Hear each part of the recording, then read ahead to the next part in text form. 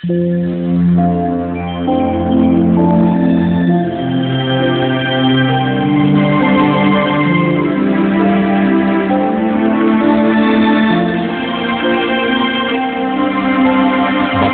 ang bumabasa at ang nangakikinig ng mga salita ng hula at tumutupad ng mga bagay na nasusulat doon, sapagkat ang panahoy malapit na.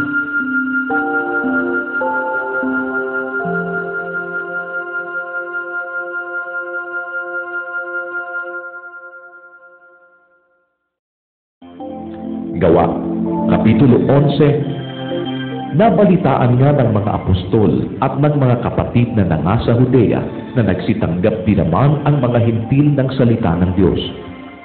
At nang umahon si Pedro sa Jerusalem, ay nakipagtalo sa kanya ang mga sa pagtutuli na nagsisipagsabi, "Nakisalamuha ka sa mga taong hindi tuli at kumain kang kasalo nila?"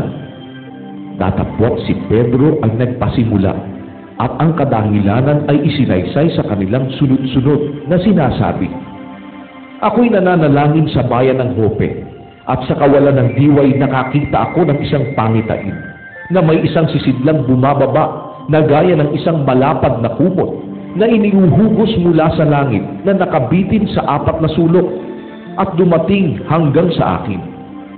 At nang yaoy aking titigan ay pinagwari ko at aking nakita ang mga hayop na may 4 na paa sa lupa at mga hayop na ganid at ang mga nagsisigapang at mga ibon sa langit. At nakarinig din naman ako ng isang tinig na nagsasabi sa akin, 'Magtindig ka, Pedro, magpatay ka at kumain.' Datapwat sinabi ko, 'Hindi maaari, Panginoon, sapagkat kailanman ay walang anumang pumasok sa aking bibig na marumi o karumal-dumal.' Ngunit sumagot na ikalawa ang tinig mula sa langit, 'Ang nilinis ng Diyos ay huwag mong ipalagay na marumi.' At ito'y nangyaring makaitlog at muling binatak ang lahat sa langit. At narito, pagdakay na nagsitayo sa tapat ng bahay na aming kinaroroonan, ang 3 lalaki na mga sinugo sa akin buhat sa Cesarea. At iniutos sa akin ng Espiritu na ako'y sumama sa kanila, na huwag magtangi. At nagsisama naman sa akin itong 6 na kapatid, at nagsipasok kami sa bahay ng lalaking yaon. At kanyang isinaysay sa amin kung paanong nakita niya ang anghel na nakatindig sa kanyang bahay, at nagsasabi, 'Magsugo ka sa Joppe at ipagsama mo si Simon na may pamagat na Pedro, na siyang magsasaysay sa iyo ng mga salita na ikaliligtas mo, ikaw at ng buong sambahayan mo.' At nang ako'y magpasimulang magsalita, ay bumaba sa kanila ang Espiritu Santo na gaya naman ng pagbaba sa atin ng ulan.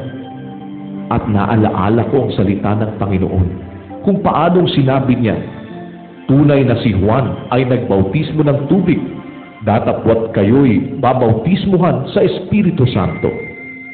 Kung ibinigay nga sa kanila ng Diyos ang gayon ding kaloob na gaya naman ang kanyang ibinigay sa atin, nang tayo'y nagsisampalataya sa Panginoong Hesukristo, sino baga ako na makahahadlang sa Diyos?" At nang marinig nila ang mga bagay na ito, ay nagsitahimik sila at niluwalhati ang Diyos na sinasabi, "Kung gayo'y binigyan din naman ng Diyos ang mga hintil ng pagsisisi sa ikabubuhay." Yaon ngang nagsipangalat sa ibang lupain dahil sa kapighatian na nangyari tungkol kay Esteban, ay nangaglakbay hanggang sa Phoenicia at sa Chipre at sa Antioquia, na hindi nagsaysay kanino man ng salita kundi sa mga Hudyo lamang.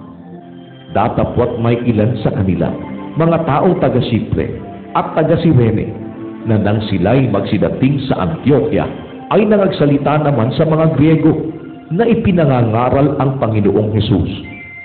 At sumasa kanila ang kamay ng Panginoon, at ang lubhang marami sa nagsisisampalataya ay nangagbalik loob sa Panginoon. At dumating ang balita tungkol sa kanila sa mga tainga ng iglesia na nasa Jerusalem, at kanilang sinugo si Bernabe hanggang sa Antioquia, na nang siya'y dumating at makita ang biyaya ng Diyos, ay nagalak at kanyang inaralan ang lahat na sa kapasyahan ng puso ay magsipanatili sa Panginoon. Sapagkat siya'y lalaking mabuti at puspos ng Espiritu Santo at ng pananampalataya, at maraming tao ang nangaparagdag sa Panginoon. At siya'y naparoon sa Tarso upang hanapin si Saulo. At nang siya'y kanyang masumpungan, ay kanyang dinala siya sa Antioquia. At nangyari na sa buong 1 taon, sila'y nakisama sa iglesia at nagsipagturo sa maraming tao. At ang mga alagad ay pinasimulang tawaging mga Kristiyano sa Antioquia. Nang mga araw ng ito, ay may lumusong sa Antioquia na mga propetang galing sa Jerusalem. At nagtindig ang isa sa kanila na nagngangalang Agabo, at ipinaalam sa pamamagitan ng Espiritu na magkakagutom ng malaki sa buong sanlibutan na nangyari ng mga kaarawan ni Claudio. At ang mga alagad, ayon sa kaya ng bawat isa, ay nangagpasyat magpadala ng saklolo sa mga kapatid na nangananahan sa Judea, na siya nga nilang ginawa na ipinadala nila sa mga matanda sa pamamagitan ng kamay ni Bernabe at ni Saulo.